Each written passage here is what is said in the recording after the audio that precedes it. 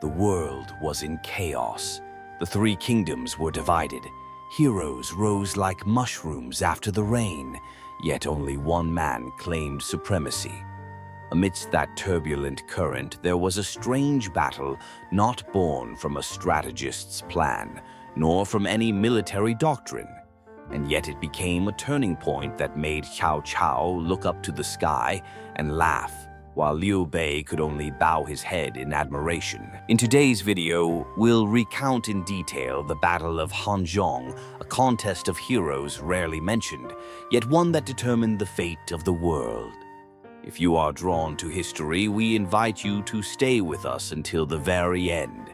And if you love stories like this, please support us by subscribing, sharing, and leaving a comment below, so together we can light up the old pages of history with today's gaze. After the spectacular Battle of Red Cliffs, the landscape of the three kingdoms gradually stabilized. Jiangdong belonged to Sun Quan Jing. Province was temporarily in Liu Bei's hands, while the Central Plains remained under Cao Cao's control. Each held a part of the realm. Each was a regional overlord. But in the hearts of these ambitious rulers, none were content to stay still. In chaotic times, a single misstep could mean losing the chance to rule the world forever. However, amidst lingering smoke and looming threats, battles could not be waged at whim. It required the right timing, the right position, and the right alignment of people's hearts.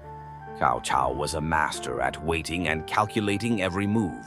In the 13th year of Jianan, 208 AD, after his crushing defeat at Red Cliffs, Cao Cao retreated north to quietly rebuild his forces. He understood clearly attacking eastern Wu now was impossible.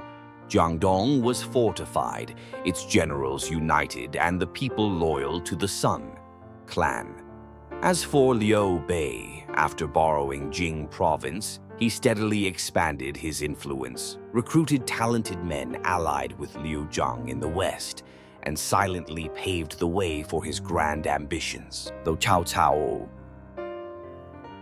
had tried several times to march south, the timing was not right and the people's hearts were not with him, so he temporarily withdrew. While the tripartite division was not yet complete, the three powers' outlines had clearly emerged on the map of the Central Plains. It wasn't until the 19th year of Jianan, 214 AD, that a major upheaval truly occurred.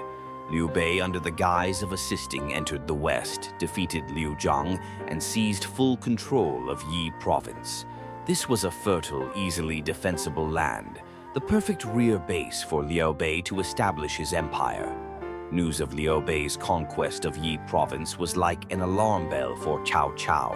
If left unchecked, Liu Bei's power would soar, occupying both heaven's favor and earth's advantage. By then, even 100,000 elite troops would struggle to stop him. Yet, Cao Cao, the infamous schemer, was not easily rushed. He did not choose a head-on confrontation with Liu Bei in the west, but instead opted for a more calculated, circuitous move. Zhang Lu, who governed Hanzhong, was a descendant of Zhang Jue. Though weak in name, the geographical position of Hanzhong lay critically between the Central Plains and Yi province. Akin to a vital gateway, whoever controlled Hanzhong could launch attacks westward into Yi or block Liu Bei's southern expansion. Thus, defeating Zhang Lu and seizing Hanzhong became a strategic step to choke the enemy and prepare for future offensives. At the time, although Zhang Lu had held Hanzhong for years, internal unity was lacking and morale was shaky. His younger brother Zhang Wei fought stubbornly, but sandwiched between two great powers, Cao Cao and Liu Bei. The Zhang clan's fortune was already fading. Cao Cao saw this weakness clearly and decided to move on. Hanzhong, he set out from Chenqing, first pacifying Han Sui, a Western Liang general still harboring rebellious intentions before turning his forces toward Hanzhong. Thus, we can see that the circumstances leading up to the Battle of Hanzhong were not simply a clash between two opposing forces, but the result of a deep chain of strategic calculations surrounding the tripartite division of the world. Liu Bei quietly expanded and solidified his stronghold in a prosperous land. Cao Cao patiently built his strength, waiting for the right moment to strike. The Battle of Hanzhong was a proactive move by Cao Cao, both to pin down Liu Bei and to signal his determination to dominate the Central Plains. It was not merely a battle. It was a deliberate maneuver in the grand, ever-shifting chessboard of destiny. Once the time was ripe and morale swayed, Cao Cao launched his advance into Hanzhong. In the third month of the 20th year of Jianan 215 AD, he personally led his army from Chenxiang. Prior to this, he had already eliminated Han Sui and cleaned up any threats behind him. Now, moving southwest, Cao Cao proceeded without haste. He understood that while Zhang Lu was not a skilled general, Hanzhong's rugged terrain posed immense risks. A single mistake could trap his army within narrow mountain passes with no escape. Zhang Lu was inclined to surrender, but his younger brother Zhang Wei vehemently opposed it. Zhang Wei warned that surrendering without a fight would bring ridicule from the world and scorn from Cao Cao's forces. Thus, Zhang Lu relented temporarily, sending several tens of thousands of troops under Zhang Wei to defend Yangping Pass. This was the most critical gateway into Hanzhong, a place of towering cliffs and narrow trails easy to defend, hard to attack. Zhang Wei fortified the area, built large camps, and laid tight defenses determined to fight to the death to protect their ancestral land. Cao Cao brought his troops to the foot of Yangping Pass and launched continuous assaults for 3 days and nights. Yet, he could not break through. The Cao forces were divided by the rugged terrain and lacked water supplies, causing morale to waver. It was at that moment that something strange happened. That night, for reasons unknown, thousands of deer from the northwestern forests suddenly stormed into Zhang Wei's camp. The deer trampled tents and ran wild, throwing the soldiers into chaos. Some thought it a bad omen. Others cried of ghosts and demons. Panic engulfed the entire camp. At the same time, a vanguard unit under Cao Cao's commander, Cao Zhen, lost their way in the dark. While stumbling through the mountains, they accidentally wandered straight into Zhang Wei's camp. Seeing the unexpected appearance of Cao troops, Zhang Wei thought the main Cao army had launched a surprise attack. He immediately ordered a retreat. Internal chaos. External attack. Zhang Wei's army collapsed before they could regroup. Cao Zhen, fearing his own troops would be overwhelmed in the confusion, ordered drums beaten and horns blown to signal their presence. Ironically, the noise only deepened. Zhang Wei's panic making his soldiers believe that the entire Cao army had descended upon them. Complete collapse followed. As a result, Zhang Wei was captured alive, and Yangping Pass fell overnight. Upon hearing the news, Cao Cao quickly advanced and took control of the entire Hanzhong region with minimal losses. Historical records vary in some details, but all agree Cao Cao's conquest of Hanzhong was largely due to getting lost. An event that seemed purely accidental became the key that unlocked Cao Cao's sweeping victory. Some called it luck, others divine will. Either way, it testified to Cao's keen instincts and his uncanny ability to turn sudden shifts into opportunities, a true master who knew how to ride the tide of fate. After capturing Hanzhong, Cao Cao did not immediately advance into Yi province, but instead chose to consolidate his gains. Zhang Lu, learning of his brother's capture, lost heart.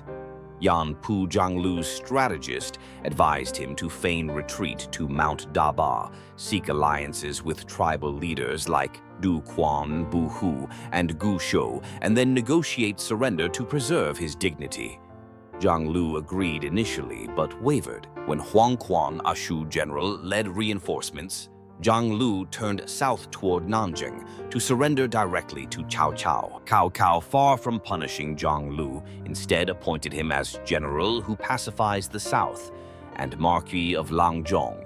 Zhang Lu's 5 sons and Yan Pu were also granted noble titles. Cao Cao even arranged a marriage alliance, marrying a daughter of the Zhang family to his own son.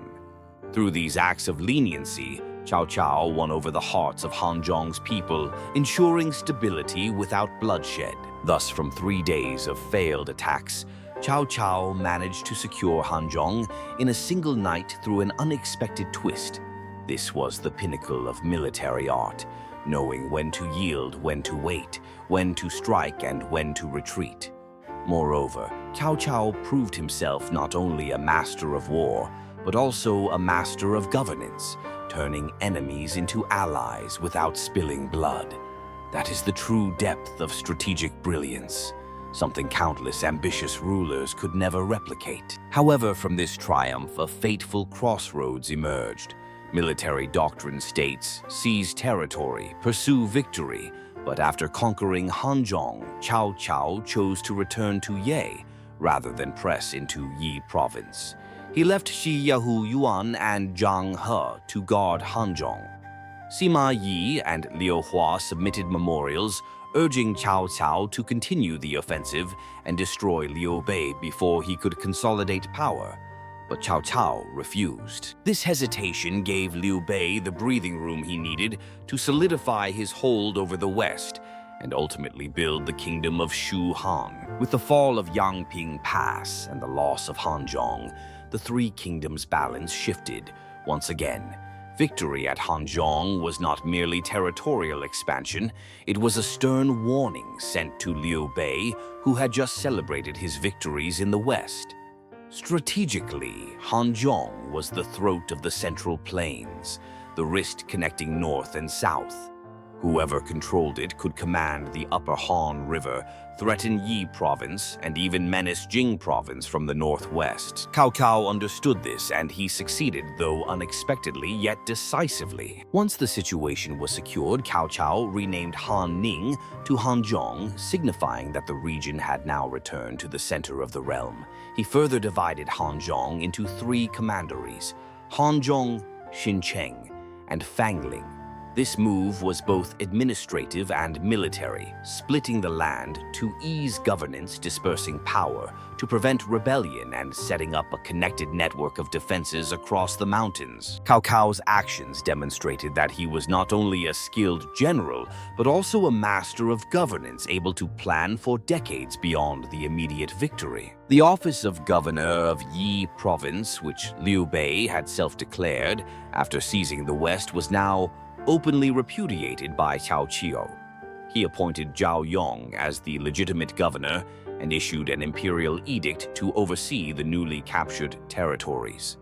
This was a heavy blow to Liu Bei's legitimacy, putting him at a disadvantage before the nominal Han court, controlled by Cao Cao.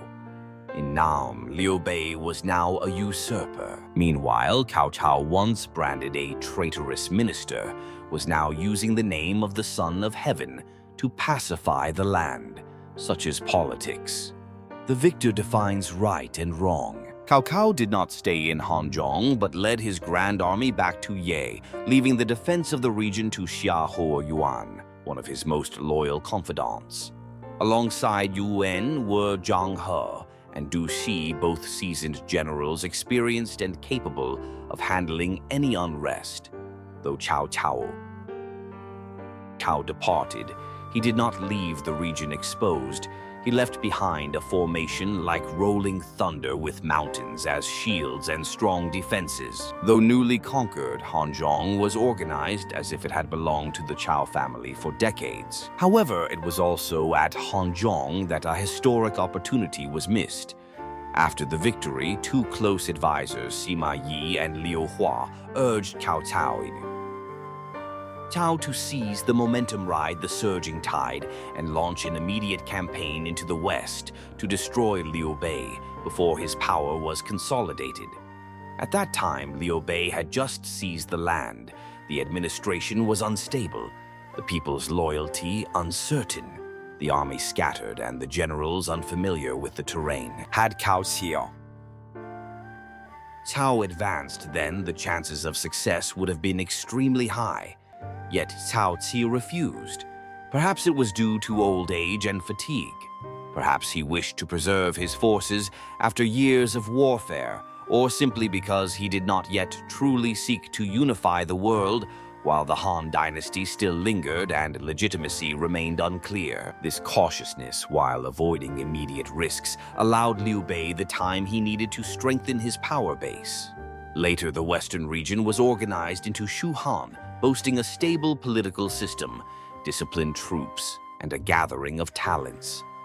What had once been a chaotic land under Liu Zhang became an impregnable fortress. Liu Bei stationed Guan Yu in Jing, province Zhangfei in Baxi Zhaoyun to train soldiers, and Zhu Liang to govern internal affairs, forming a strategic triangle like three unshakable mountains.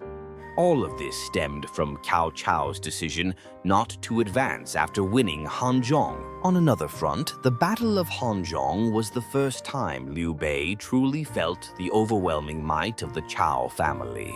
Though he was not directly attacked, the loss of strategic initiative forced him into a defensive posture.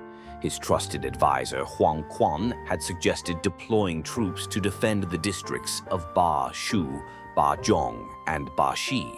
But by the time reinforcements arrived, Zhang Lu had already surrendered.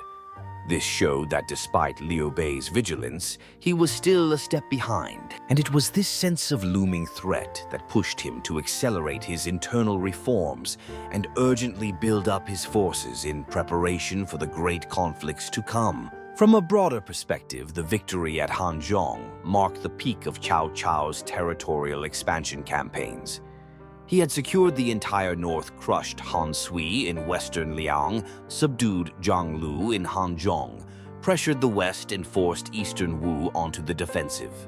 From this point, the Cao family truly became the dominant force in the realm. Yet from here too, the limits of his strategy began to show. By not attacking Yi province, by not eliminating Liu Bei, Cao Cao effectively bound his own hands in a defensive posture, and future generations would always remember that missed opportunity of old, a great victory that nonetheless marked the end of his dream to unify the world. When speaking of the Battle of Hanzhong and the rise of Shu Han, people often praise Zhuge Liang for his miraculous strategies and Liu Bei for his benevolent leadership that won hearts. Yet, there was another pillar that made the Shu Empire possible. The 5 tiger generals, 5 extraordinary warriors, each a towering column supporting the sky. They were living gods of war in an era of chaos, forging legends with their own hands on the battlefield, leaving behind heroic tales that still reverberate through the ages.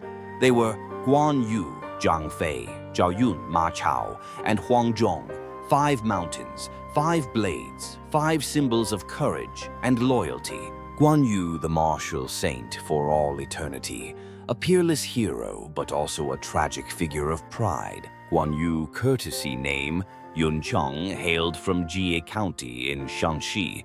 He was the sworn brother of Liu Bei and Zhang Fei, their brotherhood forged in the Peach Garden.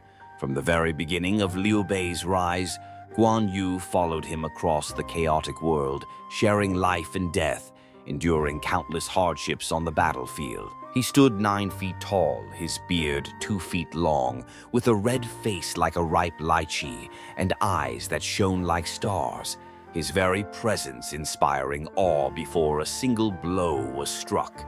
Wielding the green dragon, crescent blade weighing 82 catties and riding the legendary red hair horse, Guan Yu once broke through an encirclement of thousands of Cao Cao's soldiers, taking enemy generals' heads as easily as plucking flowers in the wind. Guan Yu's fame was not built on martial prowess alone, but also on his unwavering loyalty and righteousness. Captured by Cao Cao, he was showered with gold, silver women, and titles. Yet he never forgot. Liu Bei, remaining loyal at heart. He traversed thousands of miles to reunite with his former lord. His story became an eternal symbol of loyalty, earning him the title Martial Saint, revered alongside Confucius, the sage of literature. Temples honoring Guan Yu stand in countless places across the land. However, Guan Yu also bore a fatal flaw: pride and arrogance. He once belittled Ma Chao, scorned Huang Zhong, sowing discord within Shu Han's ranks.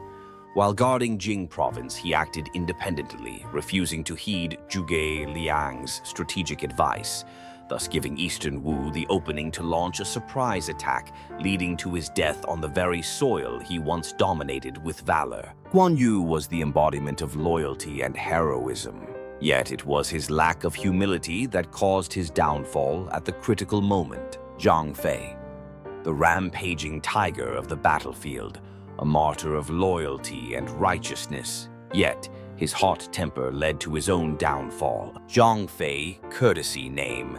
Yi De, hailed from Zhuo Commandery.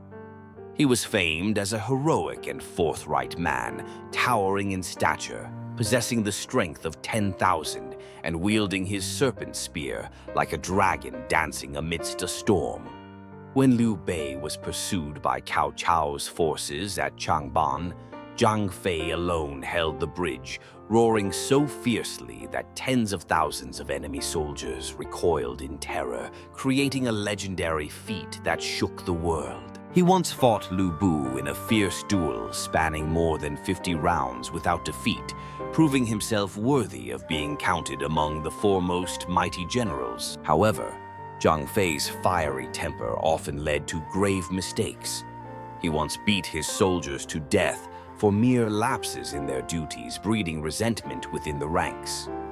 In the end, two of his own trusted officers, Fan Qiang and Zhang Da, betrayed him, assassinating him in the dead of night, ending the life of a warrior whose valor once astonished the world. His death was not only a cause for mourning, but also a painful lesson in leadership discipline and conduct amid times of chaos. Zhao Yun, the exemplar general, courageous yet composed, loyal yet cautious. Zhao Yun, courtesy name. Zilong hailed from Changshan. He embodied calmness and resilience, steadfast like a rock, never boastful but unshakably firm. Though not among Liu Bei's earliest followers, he remained by his side longer than most loyal until his very last breath. His mastery of the spear was hailed as unparalleled across the realm. At the Battle of Changban, Zhao Yun, riding the white dragon horse, single-handedly rescued the infant heir Liu Shan from within the encirclement of tens of thousands of Cao Cao's troops, slaying enemy generals and capturing banners with the force of a divine warrior descending from the heavens. Unlike Guan Yu and Zhang Fei, Zhao Yun possessed a clear and composed mind. He often advised Liu Bei against rash actions and dissuaded battles fought merely for personal vengeance. During Zhuge Liang's northern campaigns, even at an advanced age, Zhao Yun volunteered to lead troops bravely holding the rear lines. Throughout his life, Zhao Yun never sought personal glory, nor was he ever tainted by scandal. A general of both intellect and valor, virtue and strategy, he remains the ideal model of a perfect military commander in the eyes of posterity. Ma Chu, the heavenly horse general, mighty in strength and ambition, yet unstable and fated for a turbulent life. Ma Chao, courtesy name Monk Shi, was a descendant of the renowned General Ma Teng of Xiliang. He was famous for his lightning-fast movements and thunderous cavalry charges. At the Battle of Tong Pass, he once forced Cao Cao to flee in panic, cutting his beard, discarding his helmet, and mounting a bareback horse, a strategic humiliation that Cao Cao never forgot. Ma Chao's valor and majestic presence earned him the nickname Dragon of Xiliang, his strength said to rival that of Liu Bu. However, Ma Chao's temperament was unstable. He was easily swayed and lacked patience in handling major affairs. After his family was exterminated by Cao Cao, he harbored deep resentment but lacked the cunning to exact true revenge, though Liu Bei valued him highly and appointed him. Left General Ma Chao was often sidelined by Zhuge Liang due to his unpredictable nature. In the end, Ma Chao died in frustration and sorrow, passing away quietly. Ma Chao stands as a testament to the hero who possessed courage without strategy, a blazing sun whose brilliance could not endure on the battlefield. Huang Zhong, the indomitable veteran general, aged yet unyielding, with sinews toughened like steel, forged in blazing fire. Huang Zhong, courtesy name Han Sheng, was the oldest among the 5 tiger generals. He once served under Liu Bei before pledging allegiance to Liu Bei during the campaign for the Western Territories, renowned for his unmatched archery skills, never missing a shot, and his seasoned battlefield experience. Huang Zhong's spirit rivaled that of any young warrior. At the Battle of Mount Dingjun, he slew Hu Yuan, one of Cao Cao's top generals, achieving a resounding victory that led Liu Bei to promote him to rear general, honoring him before the entire army. However, his advanced age made prolonged campaigns increasingly difficult. After Guan Yu's death, Huang Zhong, driven by the will to avenge him, rashly engaged Eastern Wu forces, fell into an ambush, and was mortally wounded by an arrow. His death marked the loss of a vital pillar of Shu, yet it also stood as proof that age could never extinguish the burning loyalty and fervor of a true servant of righteousness. The 5 tiger generals, 5 blazing flames of Shu Han, and 5 contrasting souls that shaped an era of glory and sorrow. 5 mighty warriors, 5 distinct temperaments, 5 different styles of warfare. Guan Yu embodied loyalty, Zhang Fei stood for bravery, Zhao Yun represented wisdom, Ma Chao exemplified power, and Huang Zhong symbolized integrity. They were war gods born into chaos, the unshakable wings that lifted Liu Bei's ambition into the skies. But behind the brilliance of their battlefield triumphs lay shadows that could not be erased. Guan Yu's arrogance cost Jing province. Zhang Fei's temper brought about his own death. Ma Chao's instability shook the morale of troops. Huang Zhong's old age gradually weakened his strength. Only Zhao Yun, calm in storms, steadfast in all things, remained untarnished among them. The 5 tiger generals were the strength of Liu Bei, the blade that cut through the world. Yet they were also tragic symbols of a fledgling kingdom. Without them, Shu Han may never have risen. But their fall also marked its decline, from the loss of Jing province to Eastern Wu, to the assassination of Zhang Fei, the death of Huang Zhong in battle, and finally, Zhao Yun's quiet passing. In their absence, only strategist Zhu Liang remained to carry the weight of the empire, a mind without swords to guard it, ushering in a sorrowful chapter amid raging storms. The Battle of Hanzhong was not just a miraculous victory under heaven's will, it was a turning point that confirmed Cao Cao's brilliance and revealed the limits of his ambition to rule all. At the same time, the 5 tiger generals, the unyielding pillars of Shu, emerged as tragic icons of a chaotic age where glory and tragedy always marched hand in hand. And you, among these 5 mighty warriors, who earns your deepest admiration? And if you had lived in the 3 Kingdoms era, whose banner would you follow, Cao Cao, Liu Bei, or another? Let us know in the comments, and don't forget to subscribe and turn on the notification bell to join us on this journey through the mysteries of Eastern history.